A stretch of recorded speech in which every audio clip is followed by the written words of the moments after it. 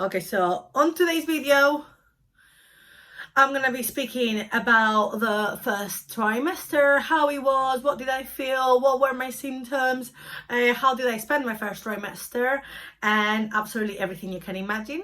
So don't miss this video, let's start.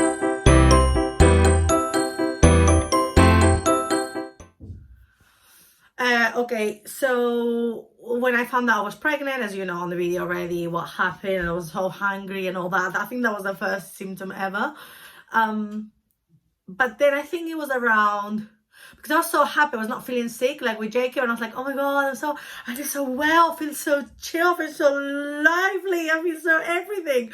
So, what's going on? But, obviously, the storm didn't arrive. The storm wasn't there yet. So, I think it was around 8 weeks when my nausea started. And the most weird thing started, it was my nose. So my nose started smelling this disgusting smell, and I could only describe it as death. Basically death. I don't know, death. A very disgusting smell. Everything was stinky on that time. Why? Because obviously I didn't know there's certain things that will give me that smell. Oh my god, I feel so sick just thinking about it.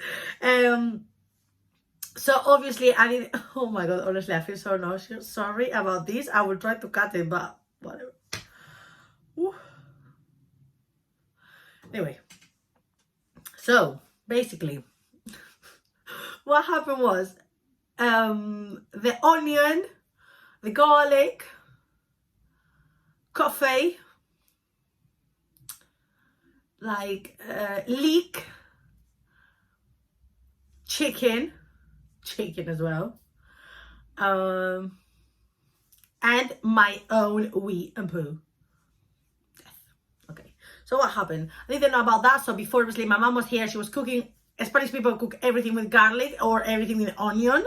And in Moroccan recipes, same. So my house was always smelling like death because of the cooking. And then when I was going to the toilet, every time I went to the toilet, I had to take like a bucket with, oh my god, it's making me so sick just saying this. A bucket or a bag, because obviously I didn't know what to do. Obviously now I know, and I have to go to the toilet with like holding my hand, like holding my nose very, very, very strongly. When I go in, I prepare a couple of papers and then I cover my nose, and then that's how I go to the toilet, very weirdly. But if not, I'll be sick. Then obviously I don't eat chicken, I don't eat garlic, I don't eat leek, onion, coffee. I've recently started drinking coffee, but because I'm having pumpkin spice syrup and cinnamon with it, because obviously that, I think that removes all the flavor, literally all the flavor from the coffee. But if not, all those foods I cannot get. Like in my house right now, there's no onion. There's no onion, there's no garlic, there's no nothing of that, because I don't cook for anyone those foods, because I'll be sick and I can't be asked to be sick. I'm sorry. So that's how it started my first trimester, of being sick around 9 or 10 times a day, non-stop. Everything will make me sick and it will bring out whatever I ate. Then a couple of weeks after, I was feeling disgusted about foods, and I was not like actually hungry, like my appetite was absolutely gone. So I was literally not eating properly. I was eating toast, crackers, I remember. More or less it was that, like crackers and toast, literally. That's it. I was not eating anything else. And on that moment I was working, and obviously the smells there, it was just making my life hell. I think around week 10 or 11, finally the GP, after arguing a lot, they gave me some nausea pills. They were working at the beginning. I wouldn't say working 100%, but they would work for like a couple of hours. Obviously you can only have 4 a day, and I needed like 8, because if we were just working 2 hours a day, that was not enough. Because it will, like, I will have it will work 2 hours, then obviously I would feel so sick, and I still have to wait for another 4 hours to have another one, and it was just unbearable. So it will help me those 2 hours, and the other 2 hours I will suffer, the other 4 hours I will suffer, and then again like that the whole day. Obviously when I started removing all the foods from the house I won't like, I started going to the toilet that way. Like my life was getting easier just because I was putting myself out of that situation. But having a child that poos in his nappy, I don't know how many times a day, that was so difficult. Like, I always said, oh, I will never have a baby while my firstborn still wears nappies. And here I am. And that's, I was suffering so much. Every time Jacob will make his nappy dirty, I will like, oh my God, please don't be sick. Please don't be sick. Please don't be sick. I probably was sick 7 out of 8 times. But I just got used to it. It reached to a point I was so used to being sick, because I was sick so many times. The only day that I was actually scared is that I was that many times sick that I started being sick blood. But obviously I called the GP and he was like, no, it's just because you've been so many times sick and irritated on your throat, and that is why basically there was blood on your vomit. But rather than that, nothing really happened else on the first trimester, which is vomiting and food aversions. I didn't feel like I wanted to eat anything. I didn't have cravings at all. Absolutely nothing. It was just that, feeling disgusted the whole 12 weeks, etc. And then obviously I had the first scan when I was 4 weeks. But I thought it was 6 weeks because I had a little bit of bleeding.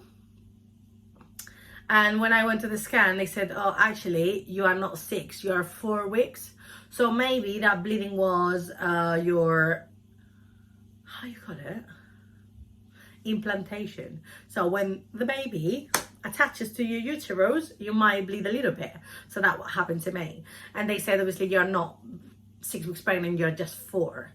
And then they asked me to come back again 1 week after, I think it was 8 or 9 days after, to check again if the baby was growing properly, or that bleeding was caused by something else. So obviously I was so terrified for that week. I didn't know what was going on, if actually because I was so scared, and I was telling the midwives, is the pregnancy gonna go forward? And they were like, we don't know, we just have to wait. Obviously, you telling someone pregnant to wait, that's not good. But anyway, you have no other choice than waiting. So I waited.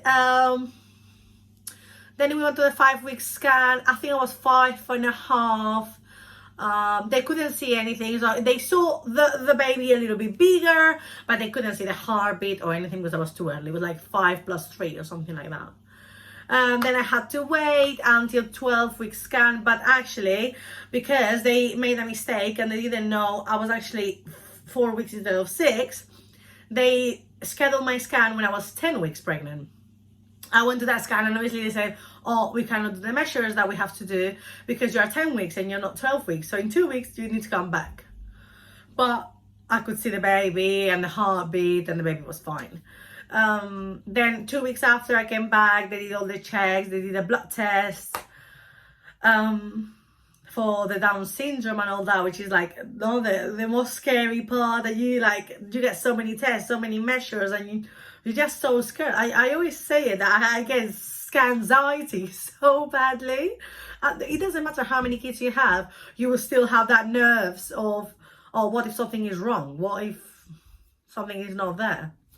But everything was good on the 12-week scan. Everything was fine. We got to see the baby, and that's it. That's roughly how was my first trimester. A bit of up and down, but the baby's okay. What can I say? The baby's okay. And I'm grateful for that. Like, at least no matter how much I'm suffering, the baby's okay. That's what I'm thinking. One day less of the vomiting. I will get there and I will push the baby out, and that's it. I won't feel sick again, hopefully. So yeah, I really hope you liked the video. I know it's a bit gross because of the vomiting and that. Anyway, don't forget to subscribe, like, follow me on Instagram, TikTok, everywhere, and see you soon. Bye. Bye-bye.